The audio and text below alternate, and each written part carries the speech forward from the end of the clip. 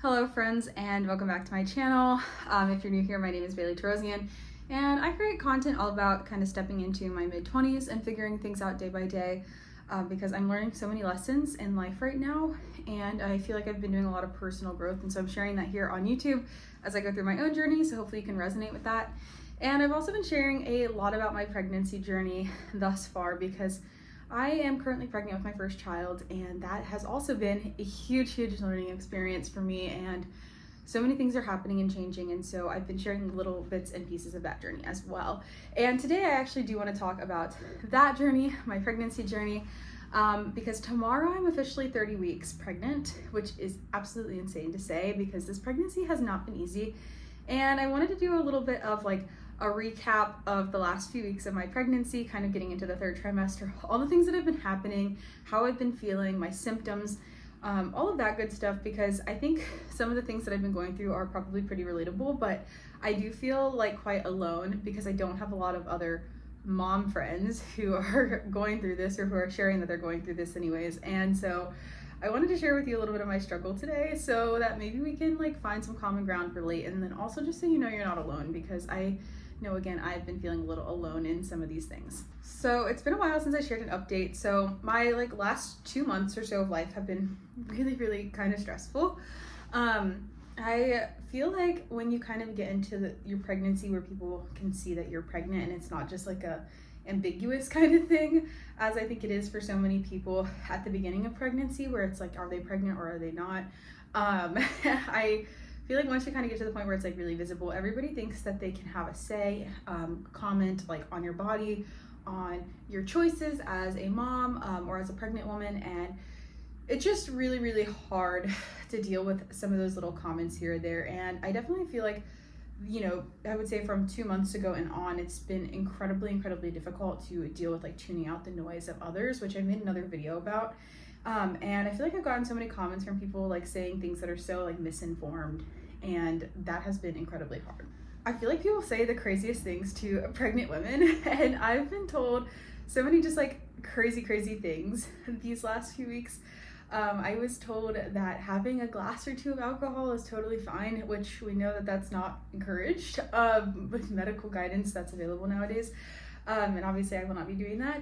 I've been told to completely go off my nausea medication that I was on up until like 2 or 3 weeks ago, because I really needed it throughout this pregnancy, because I've had horrible nausea that like lasted well into the second trimester and almost into the third. So it's been really rough like dealing with that. But then to have people making comments on, you know, me and my medication, or like telling me not to take any medication during pregnancy, I think it's just such a misinformed statement. And to me anyways, the risk of not taking the medication is like way more risky than just taking the medication that I need for my nausea, and then, you know, like potentially like ending up in the hospital or something as a result of not taking that medication. So it's just been a lot of like little statements like that. And then of course, with the baby on the way, we've been kind of sitting down to make some choices about what we want for the labor and delivery, what we want for the vaccines and all of that kind of stuff, because I know that's been a hot button topic as of late. And, you know, just kind of like the lifestyle that we want to raise our kids in, what our choices and preferences are if possible, because I know things change and we might not be in the same place 3 years from now that we are currently. But for me, I've gotten a lot of feedback on like just, you know, if people think I'm ready for a kid or not, which I think it's kind of insane to tell somebody that they're not ready for a kid, just especially, you know, me being so far along. I feel like that's like the most hurtful comments that I've heard from people, and surprisingly from like family, like certain family members and stuff, which I don't think stems from a very good place. I've gotten, you know, comments again on the vaccines. Like I have one family member who's very anti-vaxxer, and I am not an anti-vaxxer. And personally, I will be having my child vaccinated, and we'll be doing like the vitamin K injection and stuff at birth, and all of the other recommended things that the doctors think are good for her health, and all of the, you know, recommended things that we can do. And then, you know, we've also been talking about schooling and like preschool and stuff in the future. I am a stay-at-home wife right now, so being a stay-at-home mom is a natural transition for me, and I'm super excited to be at home with my baby and get to see all of her little developmental moments. But I'm also going to be soon a fully master's educated woman, and my husband is doing a PhD And so I've been kind of playing around with the idea of doing homeschooling into like, like the early elementary school days until they can transition into like a more permanent like public school and or private school situation with other kids, just because I feel like we have a lot of uncertainty in the world right now, and I kind of am leaning that way. But again, these are all just my choices, and those are the things that I feel good with doing. But I feel like everybody feels like they need to have an opinion, and at the end of the day, it's really up to you, and you need to decide what's best for your family and what works for you and your child and your family. On top of just having these like stressful things going on, just like from people, like all this feedback and stuff, I also feel like a big part of my like kind of late second trimester, early third trimester, just symptom wise, is like just how much your body like changes in just a few weeks. I feel like throughout this whole pregnancy, I've been like really kind of hating on my body a little bit, and I've been feeling really negative. And it's been really hard, but I think I've finally gotten to the point in the pregnancy where it's like my body is going through a lot of changes that kind of suck in some ways, but I'm also starting to feel more positive in my body at this like bigger size than usual, because at first it was so jarring, I think, to go from like, a smaller size and then just all of a sudden be like way bigger in comparison to where I started. And like, it kind of makes you wonder like if you're doing things right. I think, at least for me personally, it's kind of how I felt. And just, you're just kind of doubting like if, you're ever gonna feel like yourself again, because it kind of feels like your body's not yours a little bit. But I feel like now that I'm kind of in this third trimester, I'm feeling so much more confident in my body, because I know that like, again, this is my baby's home and everything is going well for the most part, which I'll get into, because there has been some like medical concerns and it has been quite a week this week. But I think that that's one of like the biggest things though, is like just looking at the pictures of growth throughout the rest of the pregnancy versus the last 4 weeks. I feel like I've really hit like a growth spurt, I would say, like with my baby, but also just my bump, like presenting wise. Like I feel like these like last few weeks have been the first few weeks that I think people have really been like, oh yeah, that's a pregnant woman. And yeah, it's just been a different experience than I think I had even just a few weeks ago, just as far as like how I view my body. And honestly, I think it's something that changes week by week, and like sometimes you're just gonna have like a crappy week where you just like really beat up your body and like how you feel, like perceive yourself. And then there's probably gonna be some weeks where you're like really confident and you're like, oh my gosh, like I'm a fertility goddess. And I'm being a little facetious, but you know what I mean? Like you're feeling good about it. So it's been an on and off kind of journey for sure with the body confidence, but I think I'm finally starting to see a lot of growth, and that's both really cool but also really crappy, because I do feel like crap a lot of the time. With all the growth that has been so beautiful, I've also been feeling really ouchy. My hips have been hurting. I'm having a lot of round ligament pain, I think, lately. And I was kind of having that, like, I would say pretty much like throughout the second trimester as well.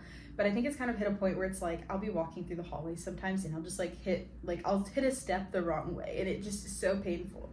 And shoots up through your hips and stuff. And it'll normally go away pretty quick, so it's not a huge deal, but oh my gosh, not a fun experience if you've never experienced it. And if you are experiencing it, condolences. I think that it sucks, and I don't know what to tell you on that one, but we're going through it together, so that must count for something. And so I have just been really, really struggling with the round ligament pain. I have been really struggling with acid reflux, because I think my baby is finally like pushing on things, and she's definitely kicking certain things like my bladder at times. So I've been having to like run to the bathroom a lot more frequently. My acid reflux, like I said, is just horrible, which I was lucky enough to not have as bad acid reflux early on in the pregnancy. But I'm just more nausea, generally speaking. And they're both really crappy, but crappy in different ways, I think. And I think acid reflux just adds to the exhaustion that I've been feeling, because I haven't been able to really get any good sleep between the weird pregnancy dreams, the constantly having to pee, and then also just, again, the acid reflux that like literally feels like throat lava and is horrible. And then this is more of like a personal story from this like third trimester time frame, because I honestly, like, the pregnancy has not been easy on my body, my mind, in so many ways. I personally deal with a lot of anxiety just on the regular, and I've been dealing with like unmedicated anxiety for maybe about a year now or so. I've been trying to kind of lean away from medications, just because I feel like I personally don't like taking them if I don't need to take them, but I have taken them in the past, and I think that there's benefits to both. But obviously during pregnancy, like, I just wanted to minimize what medications I was taking, also just for my own self, because I hate to try to remember to take medication. I've been just dealing with unmedicated anxiety, which has been something that is interesting, and I'm working on still, and I still have a lot of work to do. And I've been meeting with my therapist and all of that good stuff that I think one does or tries to do when they're dealing with that. But I will say that throughout all of that, this pregnancy has just brought me a lot of anxiety throughout the whole thing. At the beginning of the pregnancy, I was really worried, as I think a lot of women are, about whether or not the pregnancy would stick or not. And I was one of those people, since this is my first pregnancy especially, and when you hear about other people's fertility issues or different things that they've struggled with that are very, very valid, but not necessarily everybody's case, it can make you really anxious in a lot of ways. And I think I kind of went down the rabbit hole of looking into those things a little too much when I didn't really have any baseline for what was normal for myself, right? And so that caused a lot of anxiety. I was really, really struggling at the beginning of the pregnancy, and then I started having spotting quite frequently throughout the first trimester. Second trimester, I also had quite a bit of spotting, and luckily I have been like spotting free for about a month and a half now, which I'm really, really thankful for. But it is so scary when you are hearing all of these things from other people, which again, totally valid stories to share, but again, not every story is relevant to your story. And you know, also just being worried about your baby, right? Like without other people's stories and like that. And that was really stressful. I ended up in the ER a couple times throughout the first and second trimesters because of the spotting and potential placenta previa, which ended up not even being a concern, which I'm so thankful for, but it was for a while on the radar that it could be a concern. And so that whole thing was stressful. And then of course this week kind of happened, and this is the more personal story, is that this week happened, and I think things kind of hit the fan for me personally. And I'm not saying that this to scare anyone, because one, I don't think it's really that scary in the end, but two, I also think that, like, again, this is personal. This is not like something that happens to everybody. It's definitely not a universal experience. So I'm going to tell you about it. But again, if you're a first-time mom, don't be scared by my story. Like, this is just one story of many, and there's plenty of people that have totally regular pregnancies. So just to get like a little TMI. So if you're not into TMIs, like fast forward to the end of this video, I suppose. But at the beginning of this, or actually 2 weeks ago, 28 weeks pregnant, I had my appointment for, you know, just a routine check-in and stuff. They did a little ultrasound. Everything went really good. It was very quick and easy. Got my Tdap vaccine and all of that good stuff. And I left feeling pretty good. My doctor did tell me like I should start doing kit counts, which I've already done a few like practice kit counts before 28 weeks, just to kind of see how it works and stuff. And I've been able to feel my baby since 15 weeks because I do have I think I have a posterior placenta. I think I'm saying that right, but the placenta where you can feel your baby all the time. And then also I am kind of like lower on the BMI scale, so I think that kind of contributes to my being able to feel her a little earlier. And so I've been able to feel her.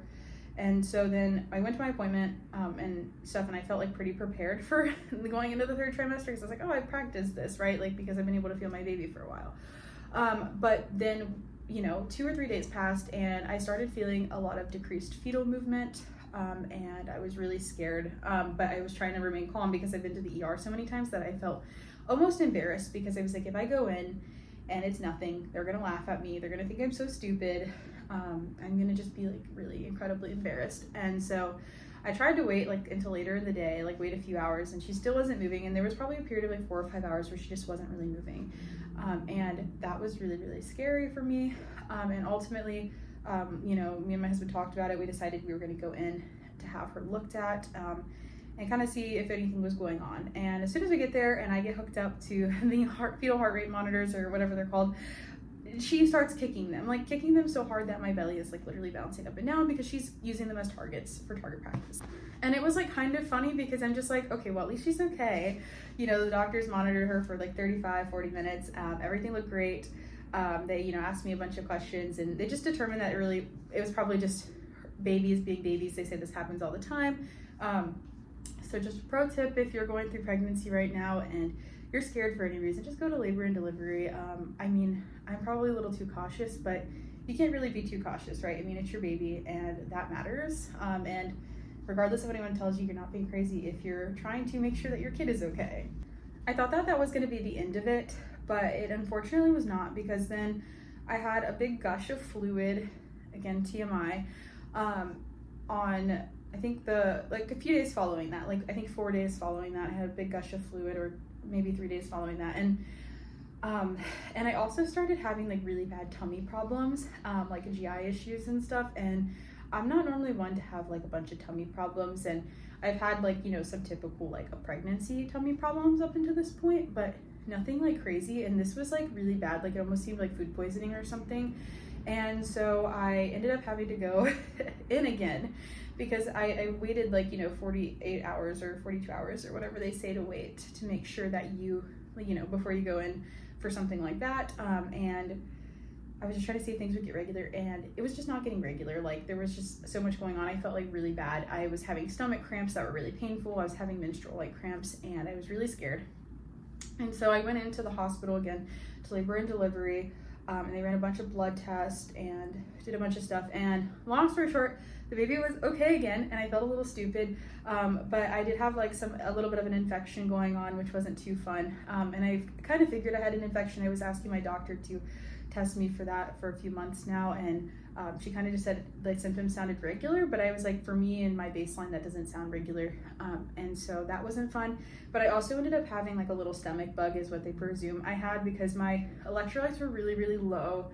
I was really dehydrated, and so they ended up giving me a bunch of electrolytes and stuff while we were there, taking really good care of me, and I'm glad that they finally ran all those tests to find the infection, because had that not been treated, I feel like it could have been like led to bigger issues. I mean, I don't think it would have been anything too serious, but it did make me feel a little vindicated that they did find something that was wrong with me, because I just felt so horrible. I was like, if there's nothing wrong with me, then like, I don't know, I must just be crazy. And that's been kind of like the story of my life lately, especially this week being in the hospital so much, is just feeling really crazy about needing to ask for help. But my thoughts on that though, like throughout this whole week, again, sorry for the gross story, but my thoughts on all of that is like, pregnancy is really hard, and if there is ever a time in your life to ask for help or be stressed out, I think it's definitely pregnancy.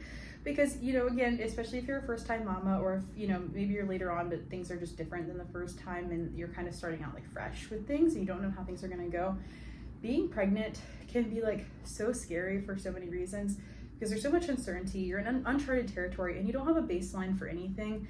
And I feel like my body, like just the way my body feels, the way I kind of perceive myself, my anxiety has even changed. Like the things I was once anxious about, like don't make me anxious anymore, but like new things do.